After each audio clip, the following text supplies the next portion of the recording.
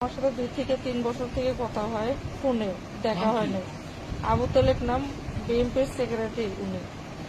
আমি এটুকুই ওনার কাছে পরিচয় নিয়েছিলাম এবং তারপরে উনি আমাকে আসতে বলে একদিন আসে, আমি চলন্ত পথে দেখছিলাম, পুরো ফেস দেখিনি। আর আজকে আসে আমি ওনার সাথে দেখা করতে চাইছি, দেখা করতে বলছে। তারপরে উনি আমাকে বলছে যে আমার এক ভাবির বাসায় বসে আমি চা কফি খাবো। চা কফি খাইতে যায় ওনারা 4-5 জন মিলে, উনি একাই আমাকে কাজ করছে, আরো 4-5 জন করতে চাইছিল। আমি ওনার কাছ থেকে ছুটে কাটে আসছি। আসার পরে আমার এক ভাইয়া ফোন করে আমি এখানে হাসপাতালে ভর্তি হয়েছি। এই পর্যন্ত আপনি কি করেন? আর আপনাকে ধর্ষণ করছেন না কি করছে? হ্যাঁ, আমাকে ধর্ষণ করছে সে জোরজাপ করে।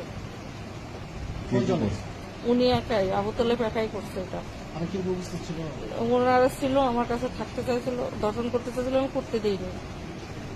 আপনার বাসা কোথায়? আমার বাসা বীরগঞ্জ।